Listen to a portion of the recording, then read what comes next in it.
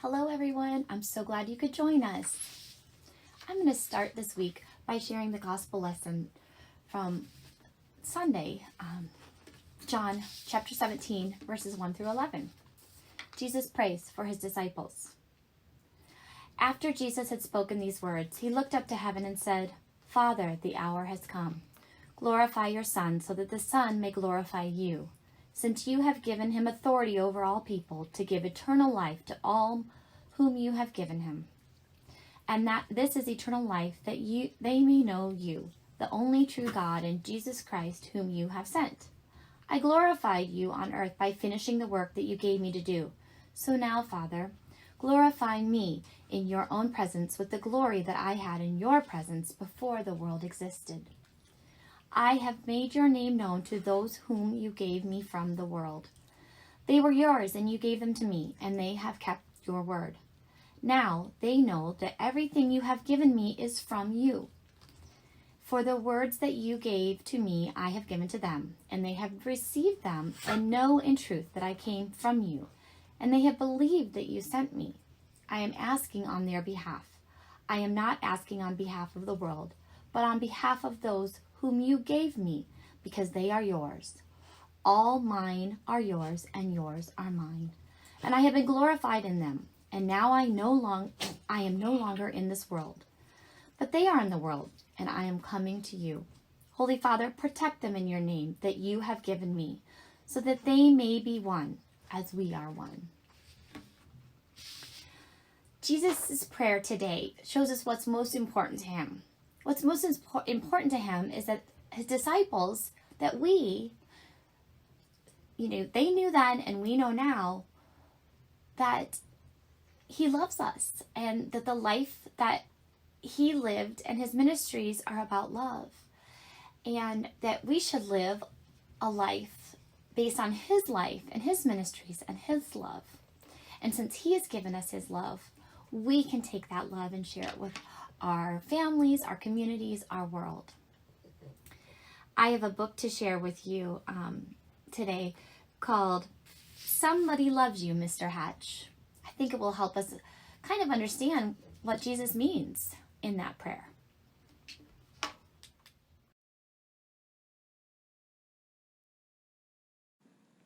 Today's read aloud is about a lonely man named Mr. Hatch who received a mysterious package on Valentine's Day.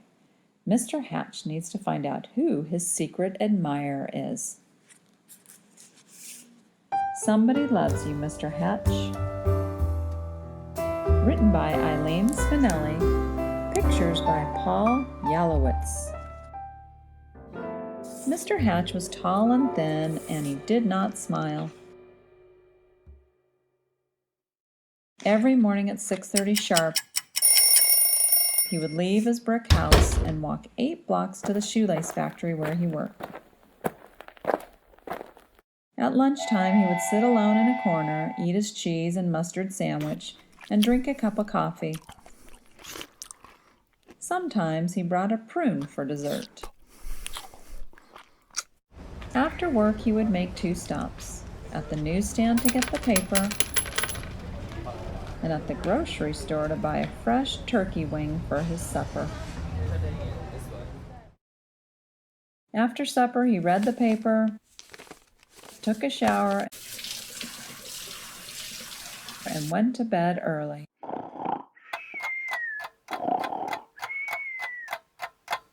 He keeps to himself. That is what everyone said about Mr. Hatch. One Saturday, when Mr. Hatch stepped onto the porch with his dustpan and broom, he got a surprise. Special delivery for Mr. Hatch. A package wrapped in brown paper. Thank you, Mr. Goober, He said. Mr. Goober smiled. You're welcome. I always enjoy delivering packages. He had never spoken to the postman before. Mr. Hatch tore the brown paper off. Inside was a white box, which he opened to find another box. This one was heart-shaped, all satiny red with a pink bow on top. It was filled with candy. Something fluttered to the porch floor. It was a little white card. He picked it up. It said, "Somebody loves you." Only then did he remember that this was Valentine's Day. Mr. Hatch wondered and wondered. Now who would send this to me? He was all alone. He had no friends, and yet someone had sent him a valentine. Who? Who? He put the box on the coffee table and tried to do some dusting, but every time he left the room he had to keep peeking to see if the box was still there. He dusted and dusted, and the dust cloth seemed to whisper, "Somebody loves you. Somebody loves you." At last he flung the dust cloth away and exclaimed, Why, I've got a secret admirer. and then he did something he had never done before. He laughed. He laughed and danced and clapped his hands. And then he took a piece of candy from the box and ate it.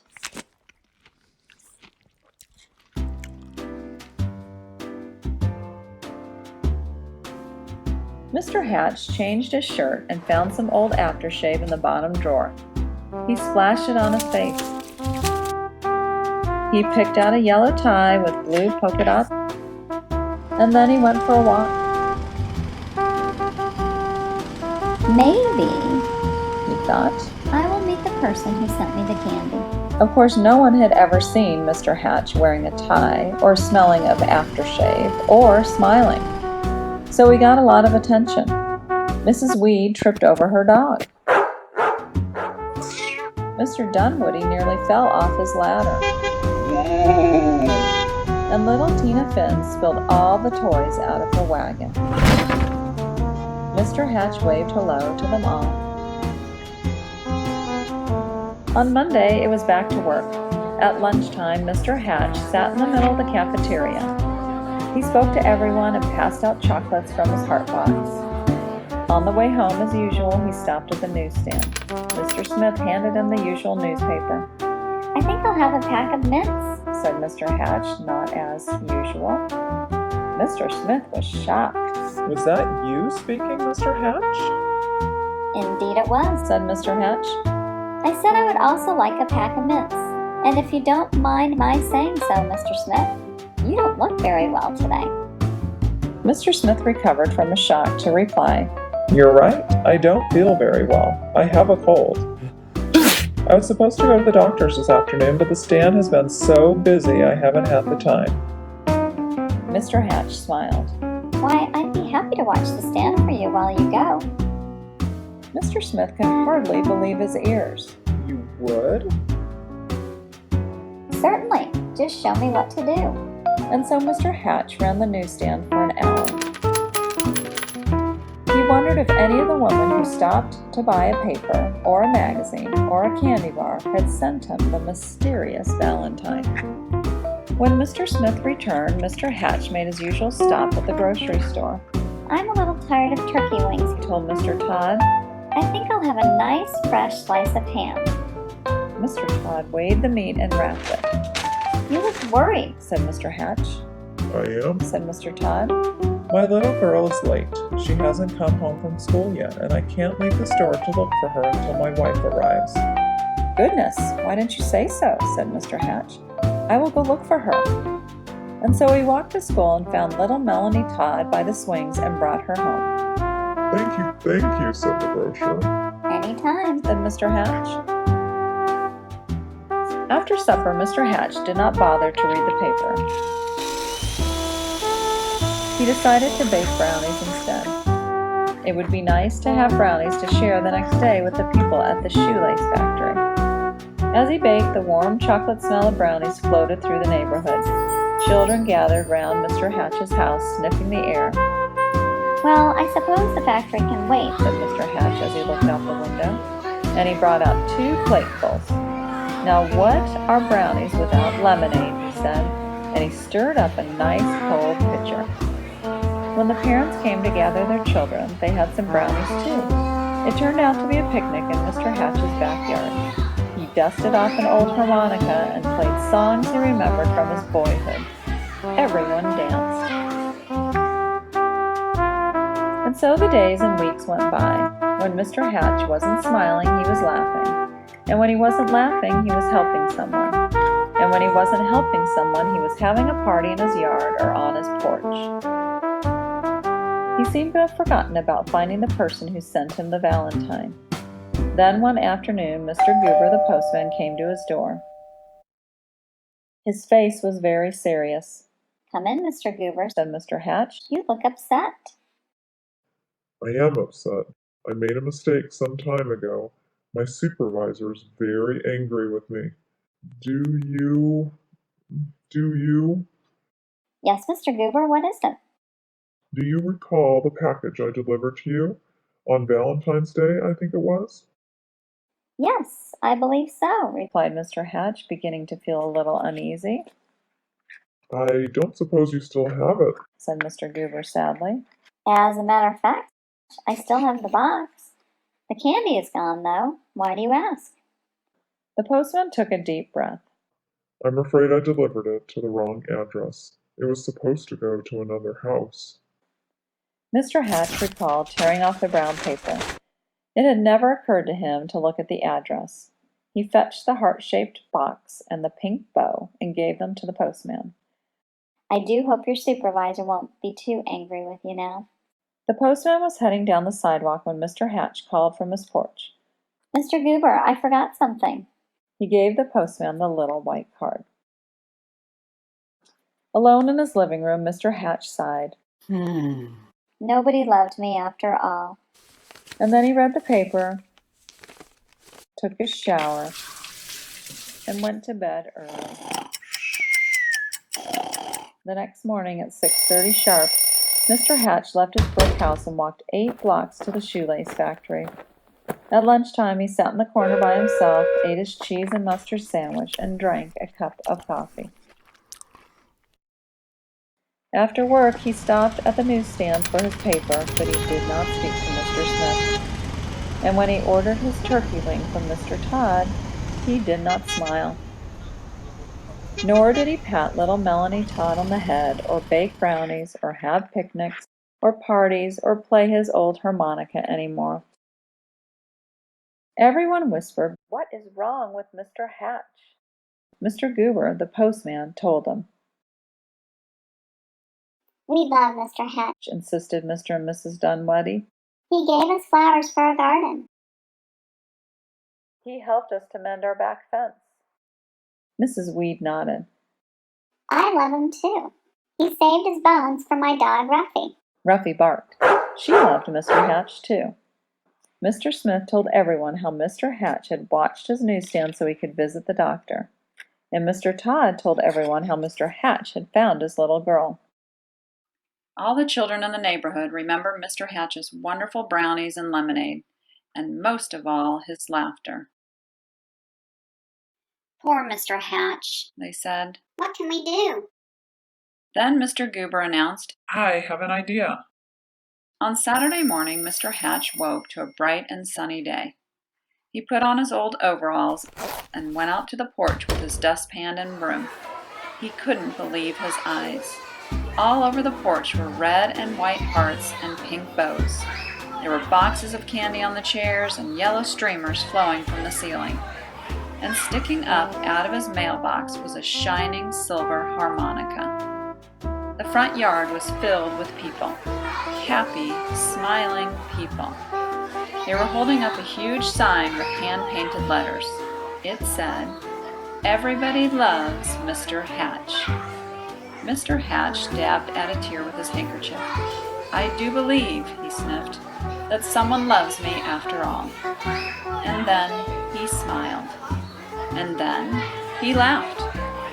And then he hurried down to be with his friends.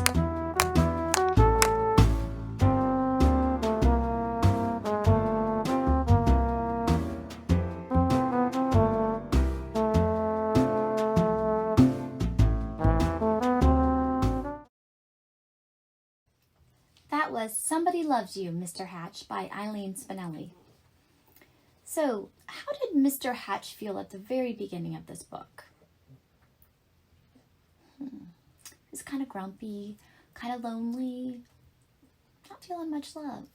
Until on Valentine's Day, he got a package in the mail that was a box of chocolates with the message, "You are loved." And once Mr. Hatch felt loved, what happened? What did he do? First of all, he just started smiling and waving at people, and people were so shocked because they weren't used to Mr. Hatch showing them smiles and waving. And then he went by the newsstand and he offered to help the attendant at the newsstand find, he watched the store so he could go to the doctor's office. And then he helped the grocer by going to find his daughter. And then he baked brownies for the whole neighborhood and shared lemonade and played his harmonica. And they danced. And what happened to Mr. Hatch once he felt loved? He started showing love. And then it was kind of revealed to Mr. Hatch that it was kind of an accident, or it was an accident, that he got that package of chocolates that said, "You are loved." And suddenly he kind of went back to his old ways. But all of the neighborhood people and his co-workers, they were like, this is all the love that Mr. Hatch showed us. We need to show him some love. And in the end, they were all feeling the love and sharing the love. And that's a lot like what Jesus' prayer was saying. God had given us his love and shown us a life that in ministry that was based on love, so that we could take that love, just like the love that Mr. Hatch was given, and then he turned around and shared that love. We could take Jesus's love out into our families and our community and our world and share that love. That was the most important thing in that prayer, was that we knew Jesus's life and the love that it represented, and we take that love that he's given to us and share it with the world. I hope you enjoyed today's story. It was awesome. And I hope that you can take the love that Jesus has for you always and share it with those in your world. Comment below and tell me how you can share some love like Jesus has shared love with you.